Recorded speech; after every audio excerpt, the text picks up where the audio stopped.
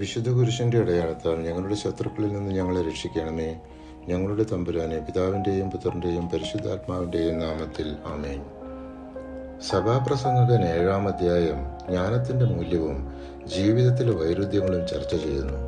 നല്ല പേര്, ജ്ഞാനം, ദൈവഭയം എന്നിവ മനുഷ്യജീവിതത്തിൽ ഏറ്റവും പ്രധാനമാണെന്ന് വ്യക്തമാക്കുന്നു. ജ്ഞാനം പിതൃസ്വത്ത് പോലെ ശ്രേഷ്ഠമാണ്. ജീവിക്കുന്നവർക്ക് അത് ഉപകരിക്കും. ധനം പരിരക്ഷ നൽകുന്നത് പോലെ ജ്ഞാനവും പരിരക്ഷ നൽകുന്നു. ജ്ഞാനിയുടെ ജീവൻ രക്ഷിക്കുമെന്നതിലാണ് ജ്ഞാനത്തിൻ്റെ വൈശിഷ്ട്യം. സഭാപ്രസംഗകൻ 7-ാം അധ്യായം 11-12 തിരുവചനങ്ങൾ. 8-ാം അധ്യായത്തിൽ ജ്ഞാനത്തിൻ്റെ മൂല്യവും ദൈവത്തിൻ്റെ ന്യായവിധിയും ചർച്ച ചെയ്യുന്നു.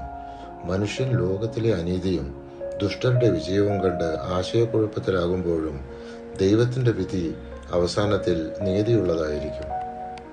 100 തവണ തിന്മ ചെയ്തിട്ടും ദുഷ്ടന്റെ ജീവിതം സുദീർഘമാണെങ്കിലും ദൈവഭക്തന് എല്ലാം ശുഭമായിരിക്കുമെന്ന് എനിക്ക് നന്നായിട്ടറിയാം. കാരണം അവൻ ദൈവസന്നിധിയിൽ ഭക്തിയോടെ വ്യാപരിക്കുന്നു.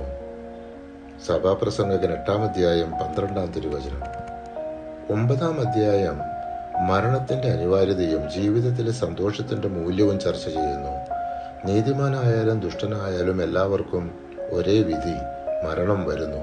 അതിനാൽ മനുഷ്യൻ ജീവിക്കുന്ന കാലത്ത് സന്തോഷത്തോടെ ജീവിക്കണം.